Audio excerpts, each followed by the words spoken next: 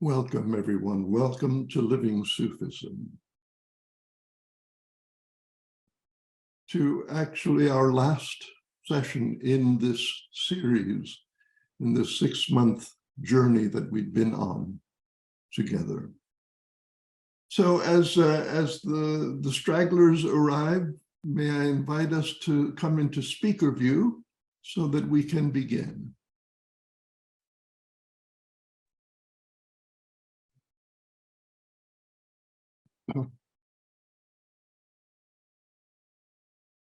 Well, here we are at the, I don't want to say the conclusion, because I think an important part of what we have been doing together is the sense of continuity, the sense of going onwards, especially in this world that, in my view, really needs our input and the input of people like us, good-hearted, clear-minded to the best of our abilities, well-intentioned, creative, smart, sensitive people. And so this is very much a kind of a threshold onward. And we gave some thought to how best to create this threshold. How could we find some way to bring together the undefended heart, finding what matters, doing the beautiful within the context of all of the problems and challenges that humanity and our planet and our societies are facing today? How do we go onward? How do we pass through this threshold into a future where we can take increasing responsibility for co-creating a future that is habitable, hospitable, harmonious, and beautiful? And we struck upon an idea. There's a Sufi teaching that in many ways encompasses the undefended heart, finding what matters and doing the beautiful. It's a classical Sufi teaching called Tawakkul, Tawakkul. No need to make notes. We'll put this on the web space. Tawakkul. Now, Tawakkul is a very interesting teaching. It's been there throughout the entirety of the history of Sufism, as far as I understand, beginning within Islam, where Tawakkul was characterized as trust in Allah, trust in God. The Sufis picked up this idea, and while within the Islamic context, Tawakkul was considered to be what we might call a virtue, something good to aspire to have trust in God. The Sufis, in our endlessly creative way, thought, well, yes, that's true, it's a virtue, but actually, Tawakkul is a station. It's a way of life that one emerges into when one not only recognizes, but acknowledges that we are utterly dependent upon God. Or to put it in terms that I think more of us can relate to, that we are completely dependent on the greater intelligence, the greater love, the greater life that is our source and support. Any simple examination of our daily lives proves this. Who's taking care of my digestion? That's not on my to-do list. Somehow it's happening. Who is arranging for it to be spring and now summer? I haven't done that. There doesn't seem to be a UN committee to do that.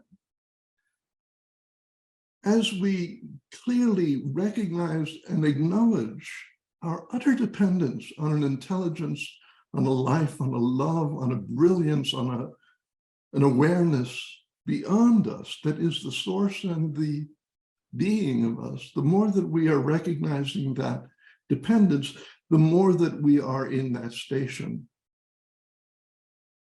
But we thought that in terms of living Sufism, which in many ways, as you all know, I think, is continually seeking to evolve these understandings, that in terms of living Sufism, Tawakkul is, yeah, okay, a virtue, and yes, perhaps a station, but it's actually a practice.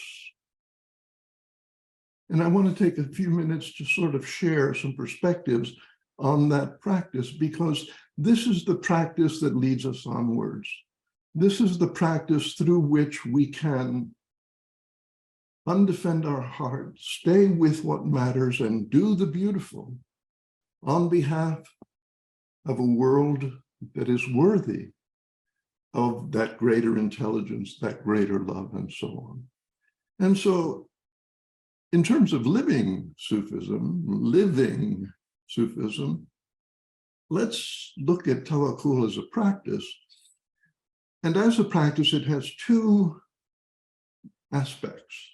One is receptive, and the other is active. It's very simple to think of trust in God as something that I have. Oh, okay, I trust in God. Yeah, I have faith in God. But as a practice, it's inviting us to engage through that trust with the mystery of life. So the receptive aspect of Tawakkul, we might call it faith. By that I mean, whatever we receive in life, whatever comes into our lives, the situations we find ourselves in, the gifts and the challenges that befall us, all come from that intelligence. And we begin to see and understand that all of it comes from that. We receive our lives as coming from that. So whether it's a boon or a disaster that befalls us, somewhere in ourselves, we are receiving that from the divine, from the beloved. This is a different character of faith, not I have faith that God will take care of us. And it's a different understanding of providence. Providence is based on the word providing. Everything that is provided is coming from that source. So the receptive aspect of Tawakkul has this faith component of, yeah, whatever comes here, it's here. It has come from an intelligence greater than I'm able to comprehend. The other aspect of this receptive aspect, and how we can promote that faith in ourselves, that recognition of the hand of God in what comes into our lives, is through curiosity. In other words, ask yourself continually, what else is going on here? Okay, so I have this immediate interpretation of what's happening here, but what else is going on here? What's the story behind the story? How can I see what's happening in a bigger way, more imaginatively? How can I search and seek for the deeper patterns in what is in play? Curiosity, and I would say a sense of humor, are very helpful in accepting that what happens in our lives, well, I can't put it in any other way, has meaning. It's part of a story. And often it's a kind of a humorous story. I mean, don't you think it's a bit funny that we little beings, tiny little beings, each of us are thinking about saving the world? I mean, there's something very humorous about that. Also something very poignant and real. So Tawakkul has this receptive aspect, faith, let's call it, curiosity. But, and in my view, more importantly, it has an active aspect. In other words, trust in God isn't, okay, everything is going to be all right. Trust in God is a suggestion that I'm going to step forward into the unknown of my life, and there will be support and guidance there. If we look clearly at what's happening in the world, climate crisis, for example, it seems obvious to me, and maybe you can concur with this, that the solutions to the problems that we're in are going to be found in a world that does not yet exist. The solutions that are available around us don't seem to be working. We need to step into a world that does not yet exist. It will come into existence as we commit to it. And this is one of the keys of Tawakkul as an action, commitment. Here is an invitation for each of us to step away from today's Living Sufism session into a commitment to something. And I would say, ideally, something new, something fresh, something unexpected, something unknown, so that we can practice Tawakkul, stepping into a future that is being created as we step into it. Doesn't exist yet. I'm not looking for a path to a pre-existing place. The other aspect of Tawakkul as a practice, as an action,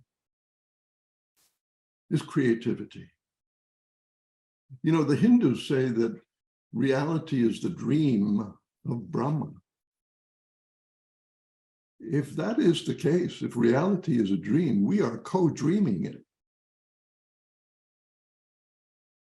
So why not be inventive, creative, imaginative, colorful, radical, whatever suits each of our personalities, that this commitment to a new way of being, a deeper way of being, with the absolute deepening faith that as I step forward into this future, it will appear, that this is creative, alchemical, magical. What do we want the future of humanity to be? Do we dare to really formulate in our minds, to begin to draw the outlines of a beautiful world? Not just a world that is healing and surviving, but a beautiful world. If we are to do that, in my view, it will be through creativity. So today, we're going to step across this threshold, into this unknown, through a number of experiences that invite us to connect with Tawakkul, with this deep trust.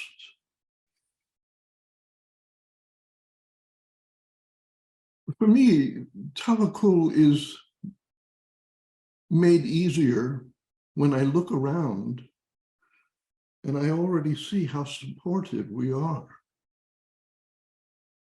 How amazing it is that we're here. You know, each of us can, if we're asked, can trace, you know, oh, I did this and I made that decision and I met this person. But in reality, how did everybody get here? Come on. Do you really think that each of us made thoughtful decisions? I mean, when I was 22 years old, tripping on acid, did I really? You look around and you say, well, today is the new moon. Today is Father's Day.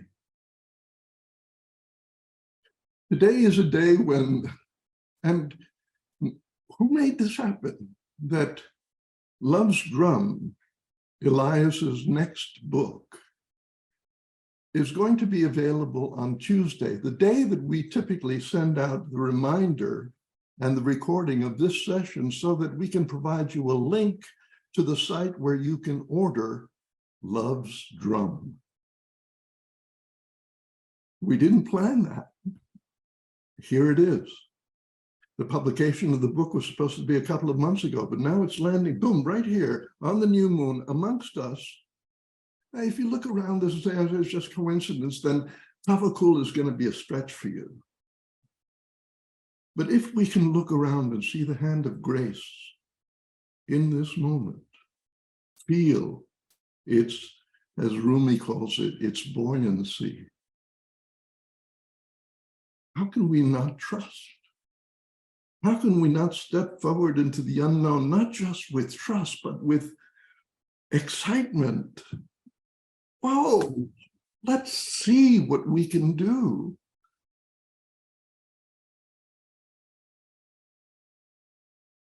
In the end, Tawakkul could be thought of as engagement with the mystery, with this mystery.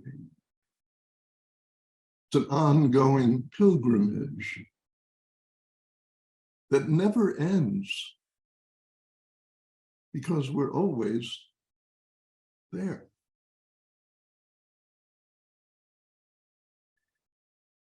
So, my dear friends, I won't be back on, and I want to thank you all for joining us over these 6 months and for the support and love and feedback and so on that you have given us. We're very much looking forward to continuing this journey with Living Sufism. Over the summer, we may send you some prods and some information just to keep this onwardness in play. It's really important that we keep moving. We could just keep flowing the stream. And, on Tuesday, we'll send you, God willing, a recording with links to the website. There'll also be a video that the Living Sufism team has put together with another view on Tawakkul, conveyed as a Sufi story. And I hope that you will view and enjoy that. Blessings to all of us. Let's continue on with Bina.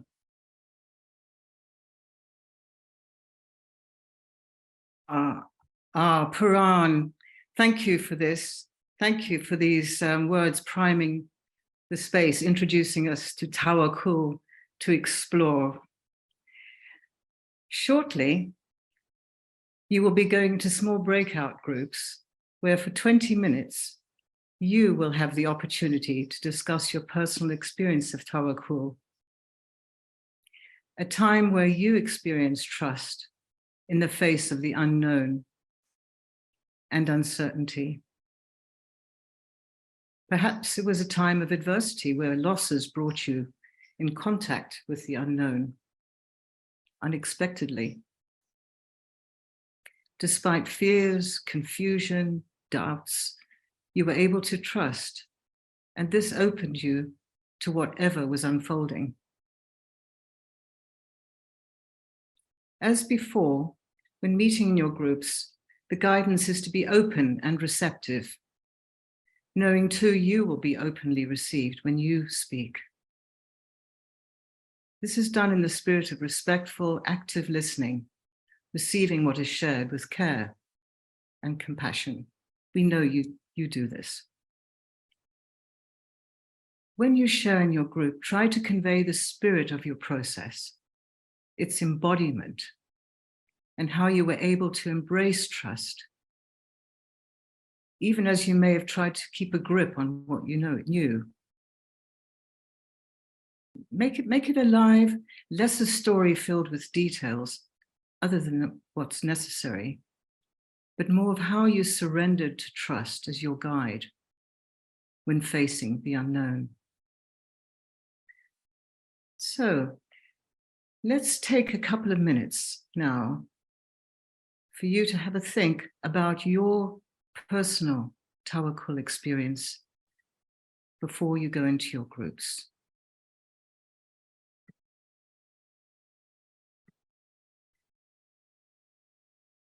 I shall now guide you in a contemplation encountering the unknown.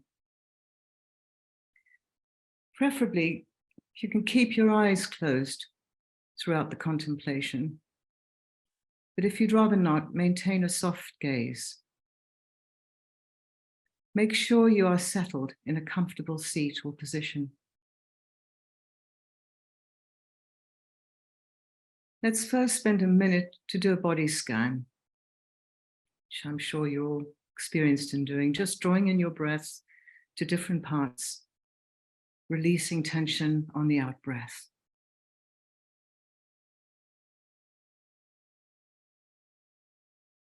Just going to the parts that need it most.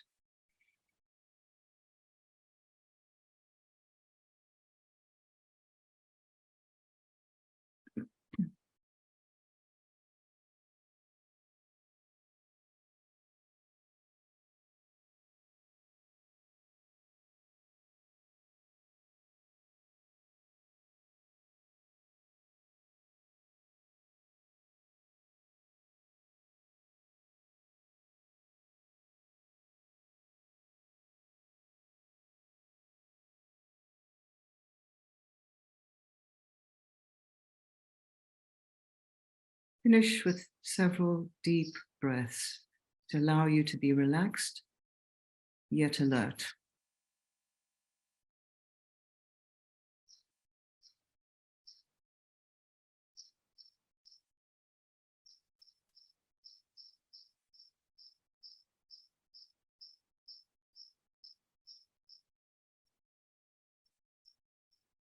Let's begin. You find yourself alone in a completely unknown environment. As you look around, you notice where you are is dimly lit and it is unclear where the borders are. Even the smell of this place is different, unfamiliar.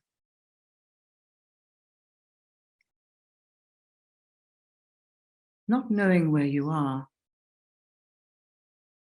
uncertain as to what to do or what may happen next.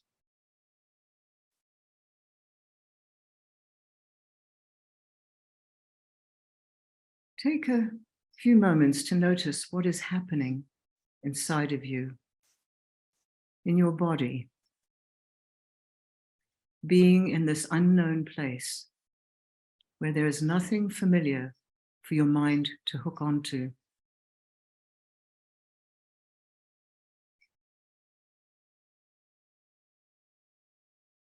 What are you experiencing?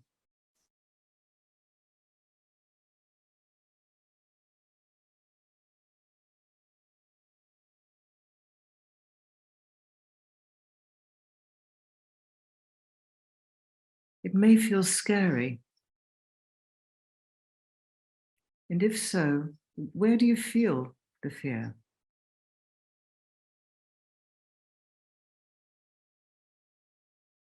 Is it making you feel unsafe?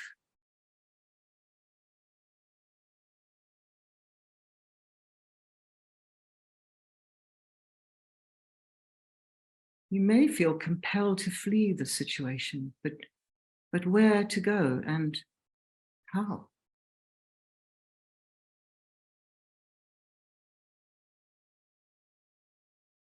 You may feel disassociated too, unable to move as you ask yourself, how did I get here and where am I? Where am I?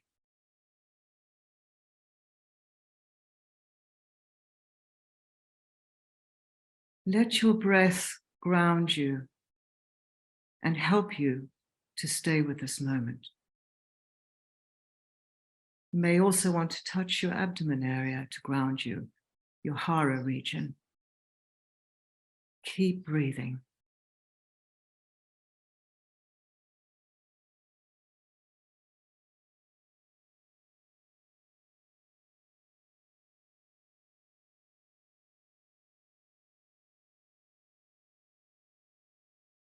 Having steadied yourself with your breath and grounding yourself by making contact with your body, wherever you feel you wish to do that. Now find yourself curious, willing to explore this unknown place.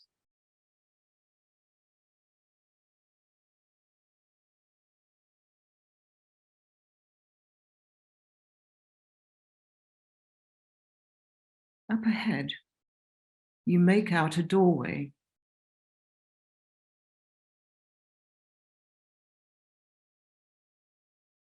What do you feel as you see this portal?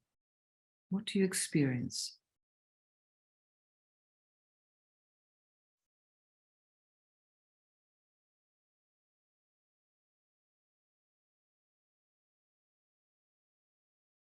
You approach and step through the doorway. The space on the other side, as you look around, is also unknown to you. Keep breathing.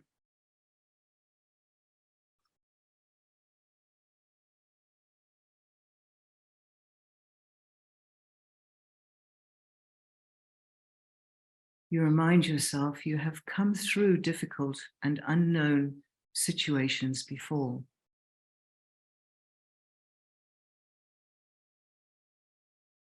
Realizing this, you can feel the tension lessening in your body, allowing you to become more open.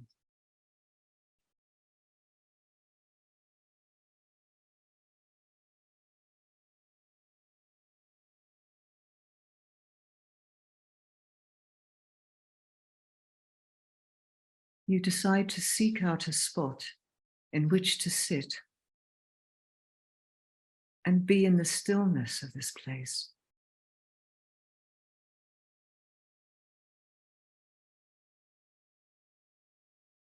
You have become aware that even though it is unknown, it feels peaceful here.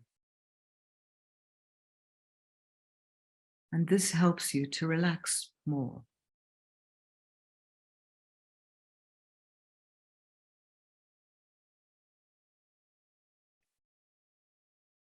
Settling into your spot,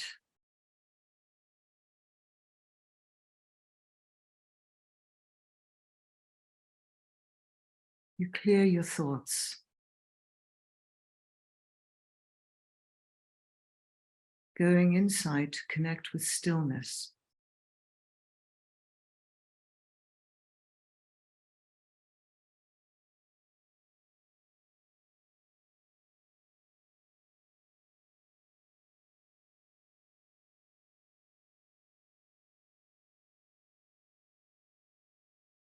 And in the stillness, you feel yourself dropping into emptiness.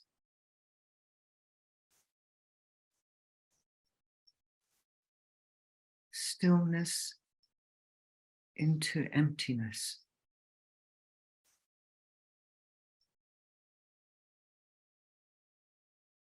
Stillness into emptiness.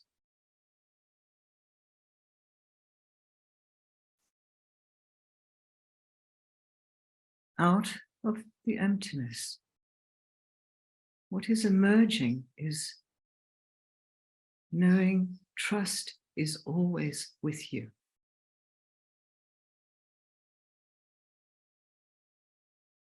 Trust is always with you.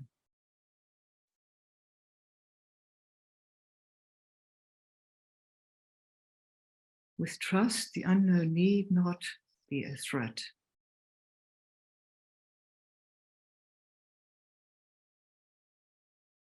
It is trust that prepares you for the unknown.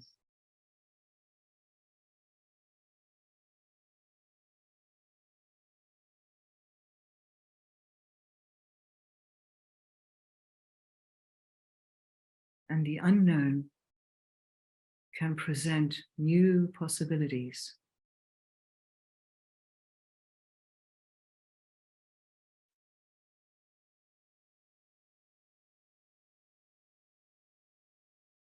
Breathing fully, perhaps touching your heart, you reflect on this.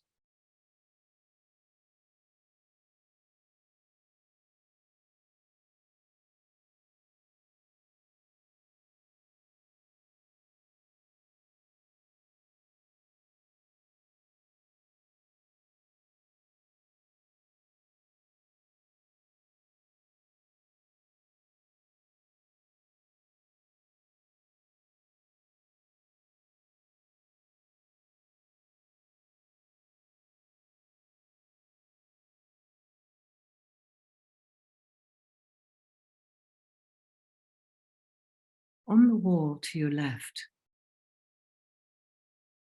you notice there are words.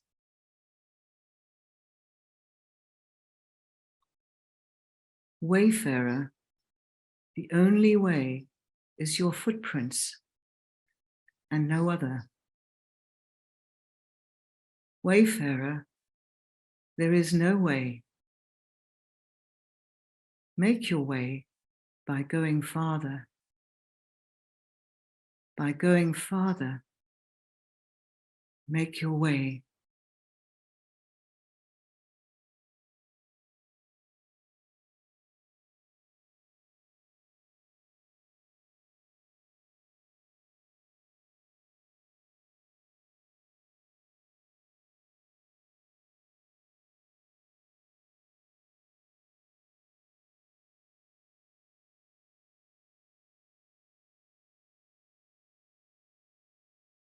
On the wall to the right of you, there are more words.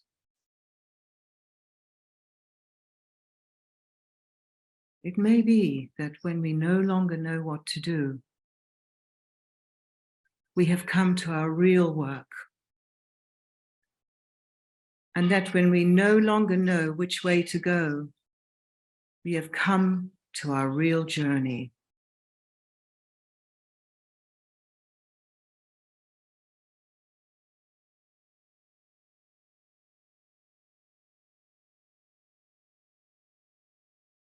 And when we no longer know which way to go, we have come to our real journey. Wayfarer, making our way. You close your eyes, letting these words flow through you.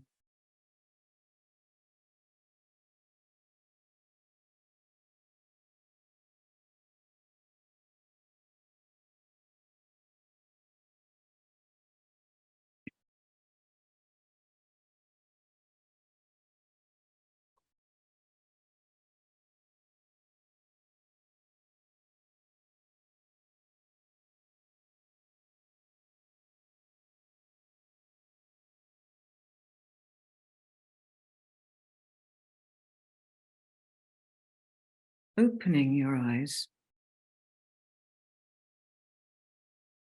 you notice words appearing on the floor in front of you, close to you.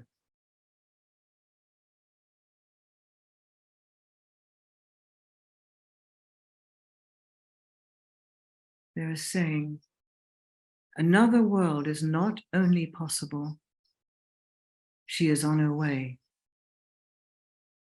On a quiet day, I can hear her breathing. Another world is not only possible, she is on her way.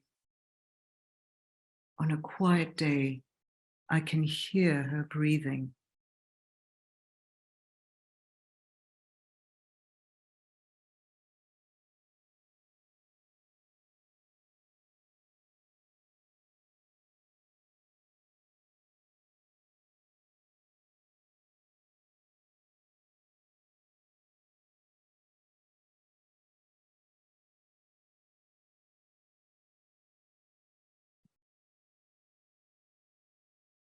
You find yourself looking up,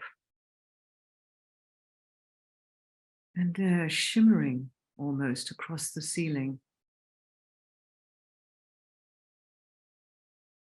letters are forming into words.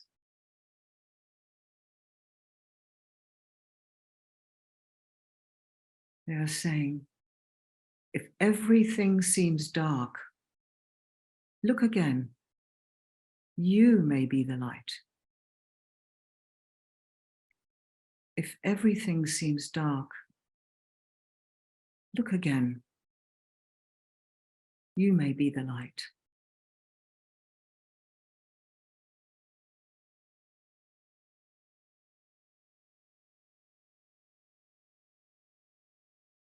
These words,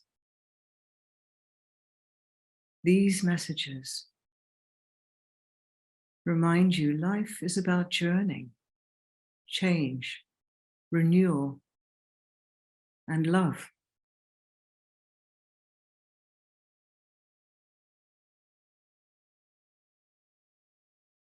The light we carry, the light that streams through us is what matters.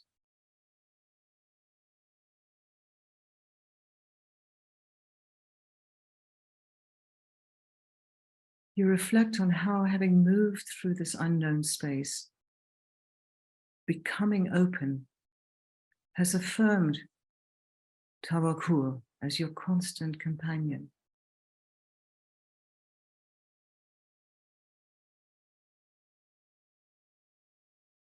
You know others are on this journey too, and you are not alone.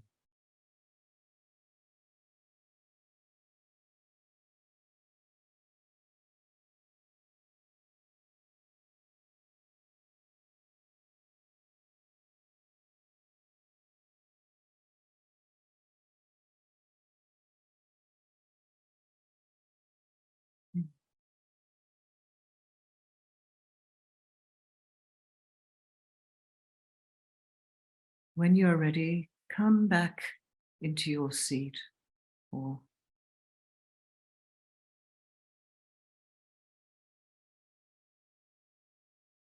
open your eyes.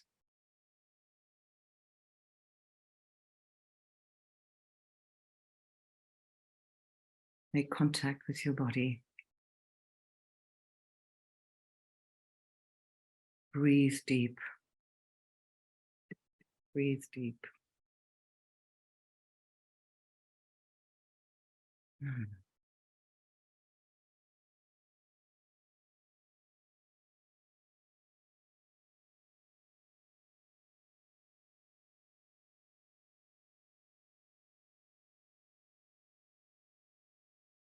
Thank you, everyone. Thank you.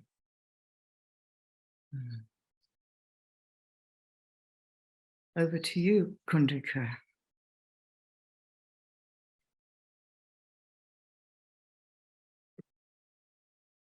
Thank you, Bina.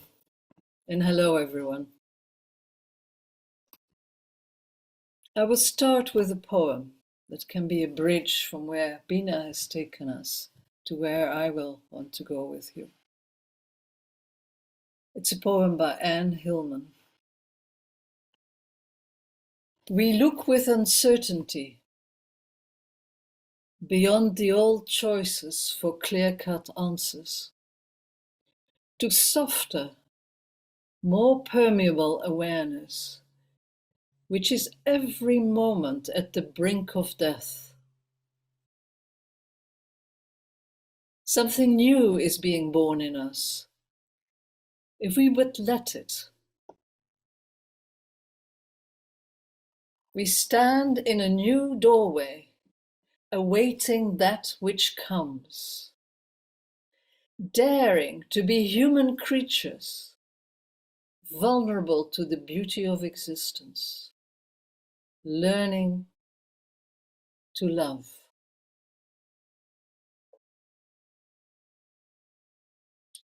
And what we, the team of Love's Drum, would like to express, to convey, is that for us, learning to love is not just an inner experience.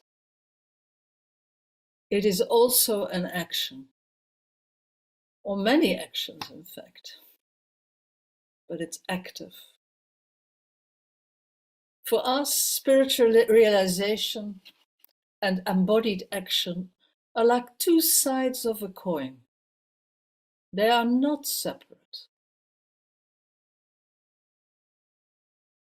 Finding what matters is naturally followed by action. Doing the beautiful is action. And love, expressing love, is an ongoing process of actions. We respond with love to others, to our wounded worlds.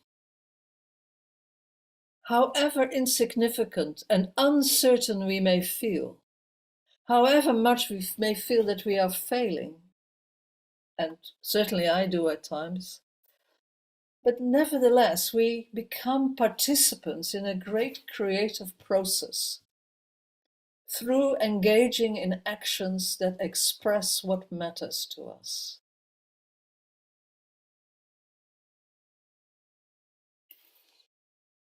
And I would like to do a meditation that takes this further with you.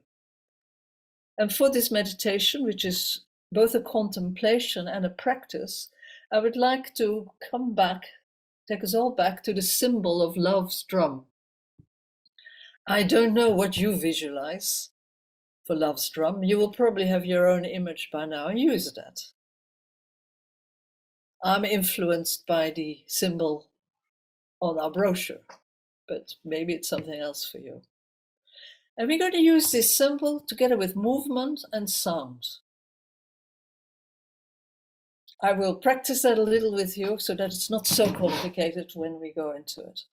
So let me just do the screen a bit so you can see. We can start beating a rhythm, like a heartbeat. Please follow me in doing that. So you get the hang of that. And maybe your body wants to follow and move.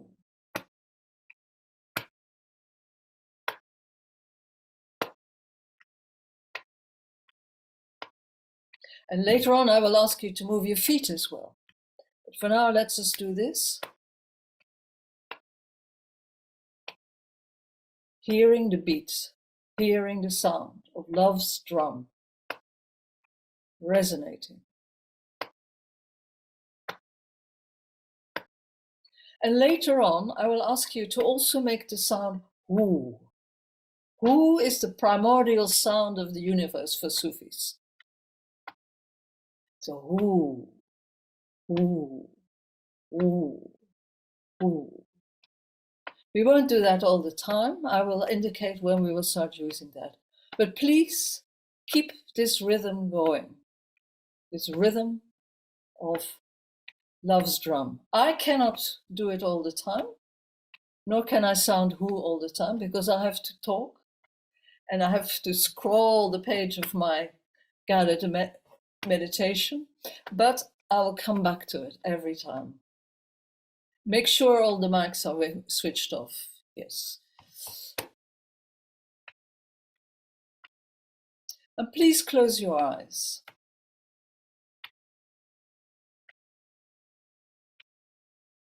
Follow the beat of love's drum, which is like the sacred drum of life itself.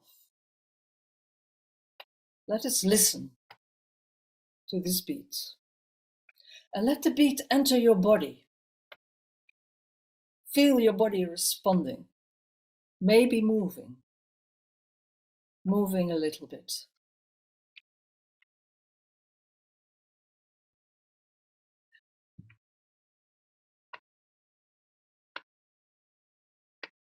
And feel your feet on the ground.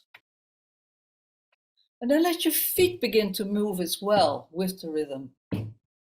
Maybe tapping, maybe just moving, whatever is right for you. Let it be a rhythm that goes right through your body. Visualizing love's drum.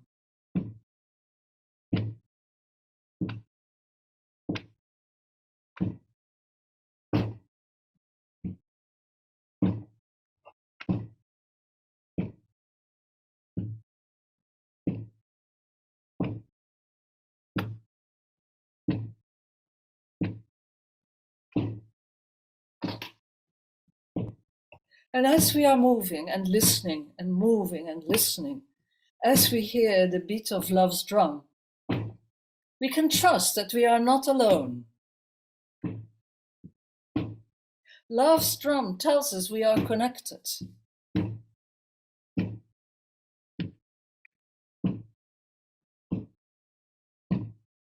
There is not only the beats of our own love's drum, but also that of our loved ones, our friends, of other humans, and of the whole living world. Listen to the beats of all that lives, and listen to the call to move and place one foot forward, forward, forward, maybe into an unknown. Imagine taking this step forward.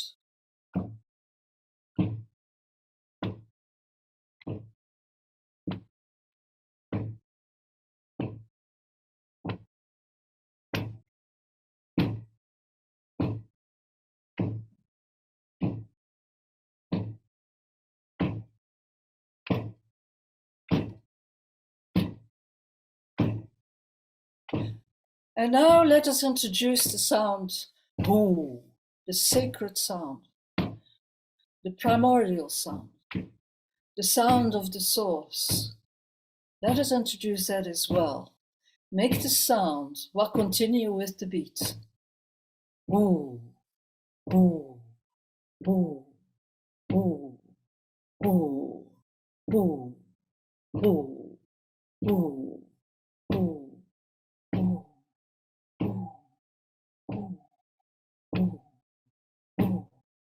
When we listen to love's drum, we're not only listening to the beat of the living world, but also to the resonance of the inanimate world, and ultimately of the whole universe.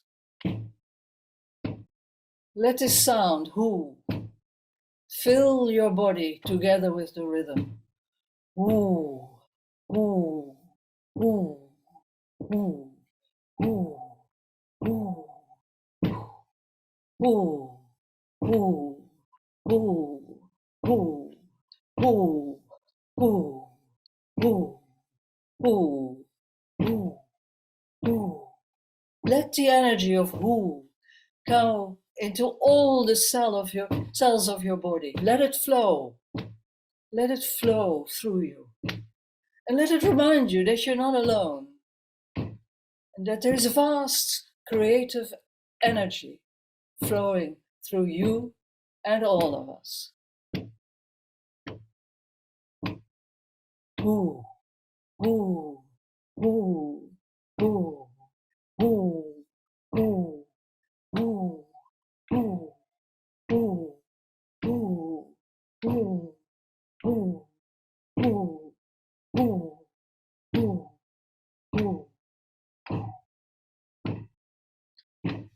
And now become aware that all of us here in this group are listening to this sound, to this drum, and that we are getting ready to move. And that for some of us, we are already moving.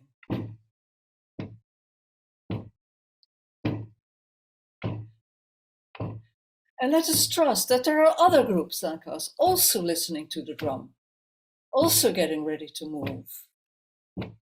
And some are already moving. Not everyone will move at the same pace, but we are listening to the same drum beat that is calling us to respond to our world. Woo, woo, woo, woo, woo, woo, woo.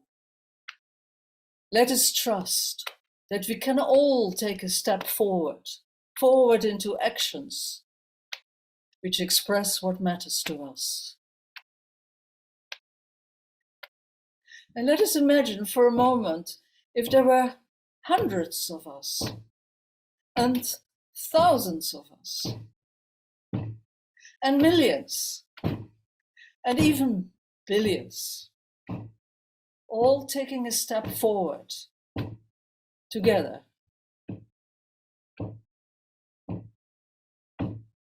Ooh, ooh, ooh, ooh, ooh, ooh, ooh. And how would it be if after that first step, there would be many others.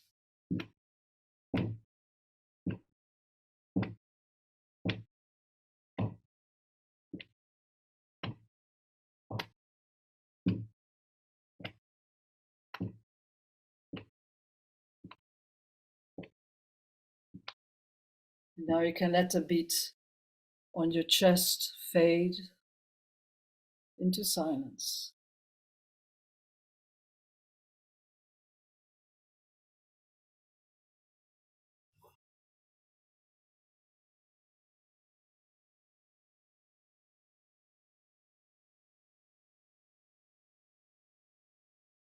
We all face a huge challenge, and we all may face hardship, but we are not alone. We are not separate.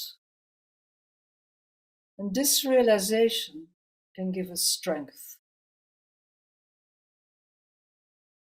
The strength to make changes, the strength to endure and adapt, the strength to change what can be changed.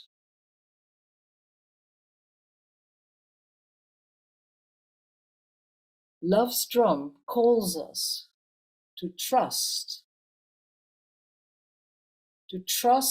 that life will continue, whatever storms we have to endure, and that our small actions do matter when done together with others.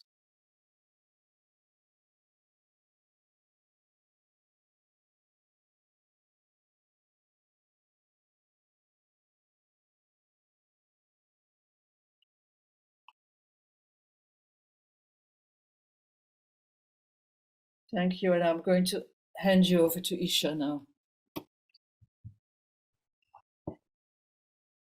Thank you, Kundika.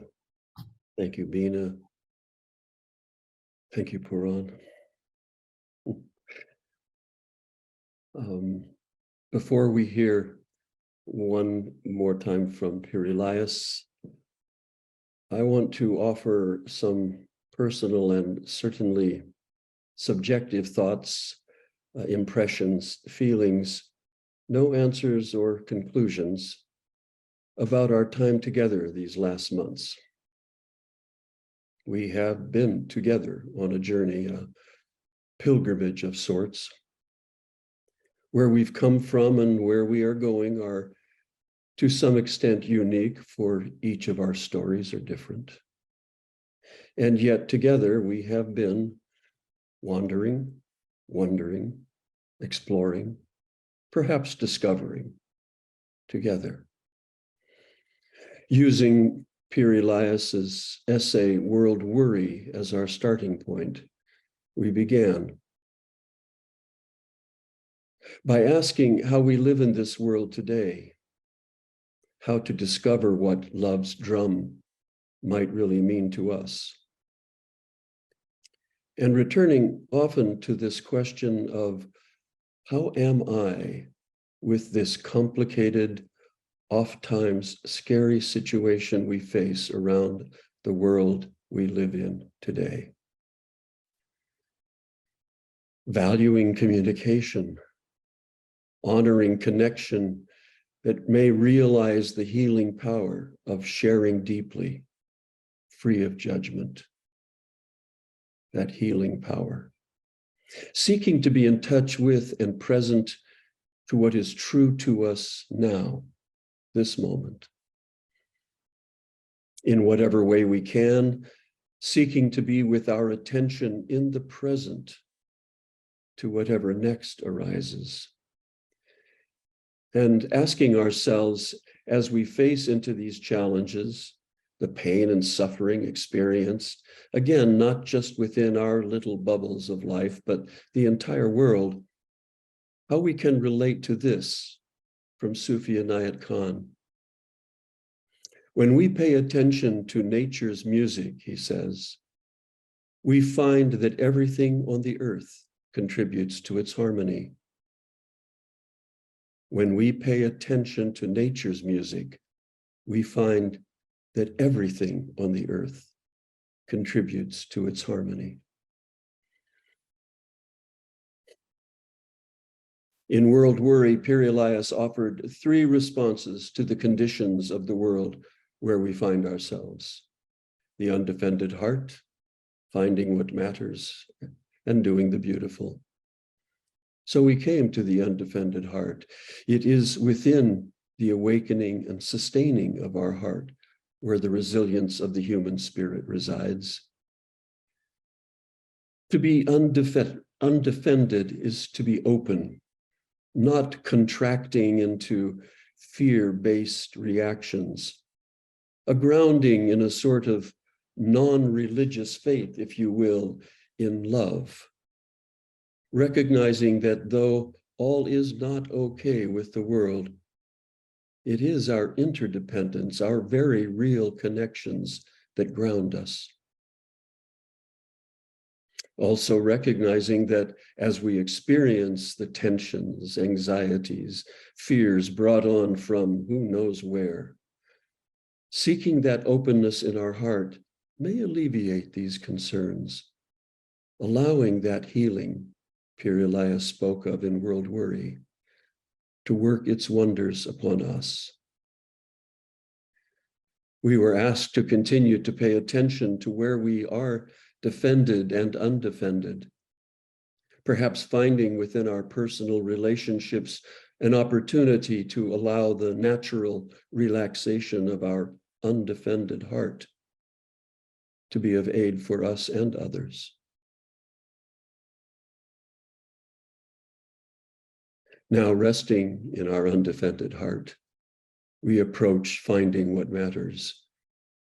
We are brought back by love's drum as it reminds us to be open, steady, creative, to remember that it is to be human, personal, real, within which our truth may reside, as we ask, what is it that really matters for us? What matters to me? What matters for me and with my family and friends, with my community, with the community of all humanity, with all life on this planet Earth? Finding what matters is in every moment of our life, each moment, each next step.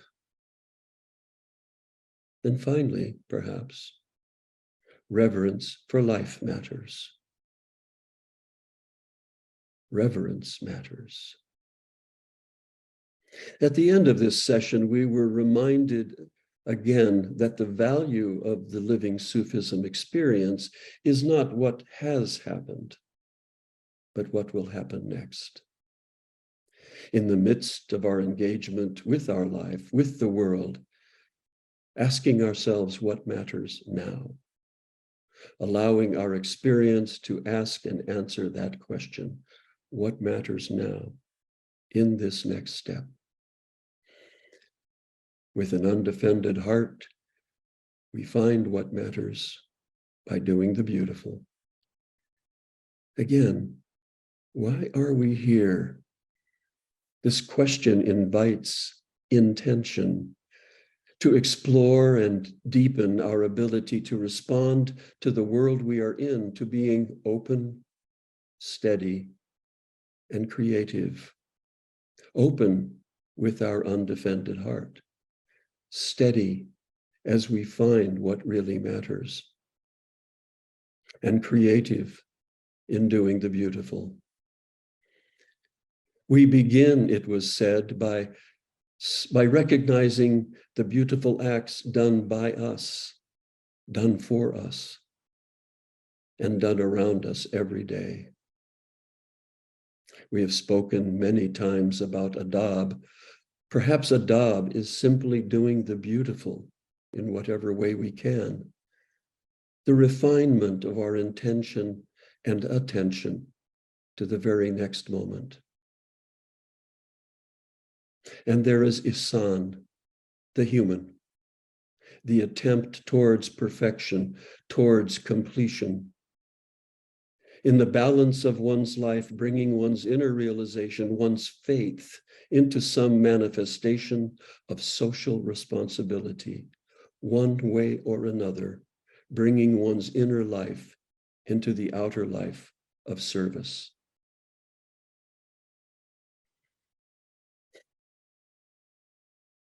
Using world worry and the undefended heart, finding what matters and doing the beautiful, we, the organizers of this Living Sufism season, found ourselves wondering with one another, what's next?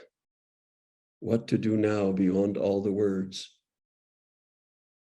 And we ask, what are the lessons life is giving us now in this world today? We see that none of what we imagine or think we know is certain. We see that we are small players in this immense celestial drama. We sense that we are not in control and wonder what we can do with that thought. We acknowledge that even as we bring forth a message of love, openness, stability, creativity, we each experience our struggles, our anxieties and tensions.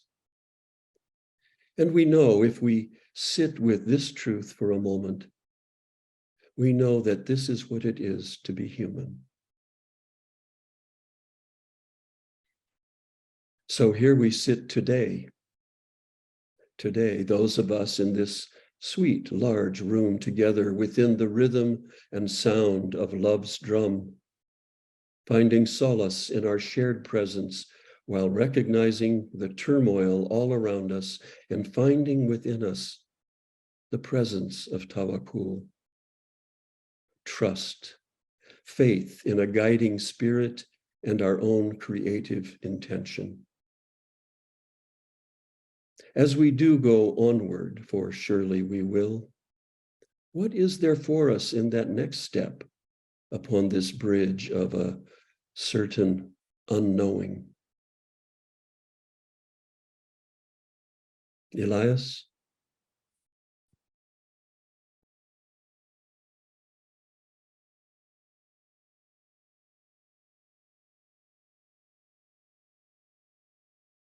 Hi, everybody. First, I want to add my thanks on behalf of all of us, all of you, to Param and Kundaka and Bina and Isha and Carol and all those who have contributed in earlier sessions to this season of Living Sufism, Love's Drum. It's been a remarkable series of meetings together. And I just want to note that behind the scenes, there have been dozens and dozens of Zoom meetings and emails, and that these four and many others have shared as they explored how best to create these sessions. And then, of course, there's all of you who've stayed with these sessions and shared together during the small group meetings and with such honesty and clarity. So thanks. I've been asked to offer a few words in closing this season's sessions, and thanks, Isha, for summarizing, holding up this weaving that's been created. So I won't try to repeat that. Although this season, well, throughout this season, actually, we've been asking ourselves unsettling questions about our responsibility in this time, in this fateful time, when the Earth's capacity to nourish life is so endangered. And we've especially looked at all of this from a spiritual perspective. What is asked of us and our descendants as we try to adapt and find the resilience to face the disruptions that are upon us, and to help, of course, create a more sustainable and just and harmonious world. Like many of you, I've pondered all of this for many years, and it's obvious to me that we and future generations and many other species are in for a rough time. How we humans navigate our way through the economic and ecological and political, social turmoil that's upon us will, I believe, depend upon what we value, what matters to us, what we love and find beautiful and worth saving. It will depend on our capacity to live together, guided by the natural compassion of our undefended hearts. So these are spiritual qualities and capacities, and their importance is why we've turned to them so intently in our conversations together. But though I feel we're in for a rough time, and the whole project of life on this planet is in for a rough time, I don't think we need to despair. And I'd like to sound this note as we close this season of Living Sufism, and echoing much of what Kundaka just spoke of. These spiritual qualities and capacities that I've just listed, what we value, what matters to us, doing the beautiful, the compassion of our undefended hearts, these are the power of love's drum. It's a universal power, and it's in every mother's eyes and in every hand that's opened to help, and in our extraordinary capacity to be resilient and adapt and restore and heal what's been wounded. All over the world, there are countless social movements working locally to save what matters. Communities coming together to revive and demand local governance of the commons, of the land and ecosystems where they live. Communities finding ways to restore local self-reliance of basic needs like food and water and housing. Communities that value social well-being and justice and meaningful work and livelihoods. The power that energizes them is the power of love's drum. I've seen it throughout my life in all sorts of places, in bamboo villages in northern Thailand, in the faces of indigenous leaders and young people standing up for their rights, standing up against the illegal logging of their forests. I've heard it and witnessed it in conferences and classrooms of environmental activists and deep ecologists, and looking for alternatives to consumerism, or in prayer meetings and witness for peace journeys and prayers in Native American sweat lodges and in cooperatives in Vermont and monasteries in Syria. People without power learning the power of love's drum. They're claiming it and living by it. It's vast and it's ungovernable and it's creative and spirited. So even we, in this intent conversation we've been having over the past several months,